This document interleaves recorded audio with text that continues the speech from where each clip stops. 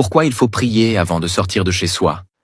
Bien-aimé, ouvre bien ton esprit à ce que je vais te dire. Le monde dans lequel nous vivons aujourd'hui n'est plus comme avant. Il est devenu dangereux, rempli de pièges visibles et invisibles.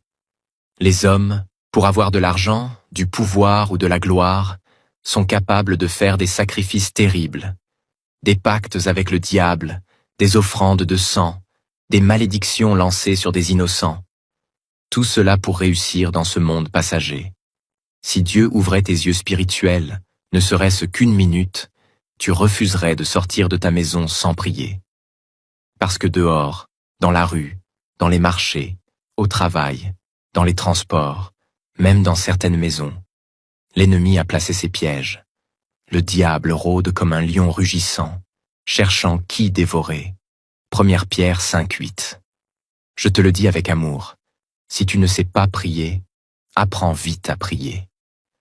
Car celui qui ne prie pas est une proie facile pour l'ennemi. Si l'adversaire n'a pas pu t'atteindre dans le monde spirituel, dans tes songes, tes pensées, dans le monde invisible, il passera par le monde physique.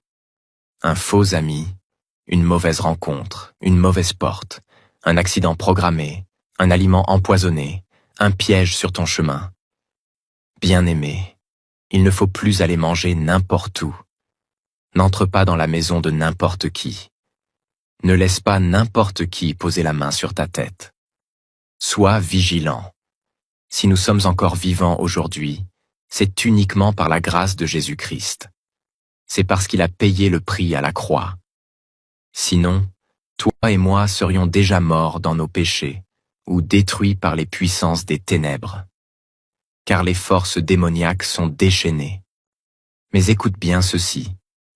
Elles ne verront aucun enfant de Dieu fidèle à Christ Jésus. Elles tomberont dans leur propre piège, elles mangeront leur propre chair, elles boiront leur propre sang, comme il est écrit. Ils se battront entre eux-mêmes. Ésaïe 49, 26. Et toi qui penses que les fétiches protègent, réfléchis bien. Si les fétiches avaient vraiment le pouvoir de sauver une âme, pourquoi les plus puissants féticheurs, sorciers, occultistes abandonnent-ils tout pour suivre Jésus-Christ? Pourquoi des satanistes de haut niveau renoncent-ils à Satan pour se réfugier en Christ? Parce qu'ils ont compris une chose.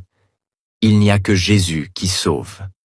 Aucun fétiche, aucun esprit, aucun rituel, aucun marabout ne peut te garantir la paix, la vie éternelle ou la vraie protection. Tout cela était mensonge et tromperie du diable. Le diable donne d'une main pour détruire de l'autre. Mais Jésus donne la vie, et la vie en abondance. Jean 10, 10. Alors je t'en supplie, prie avant de sortir de ta maison. Couvre-toi du sang de Jésus. Remets ta journée entre les mains de Dieu. Ferme les portes aux attaques de l'ennemi. Car le monde est devenu un véritable champ de bataille spirituelle. Mais celui qui est caché en Christ est protégé. Celui qui marche dans l'obéissance et la prière est intouchable.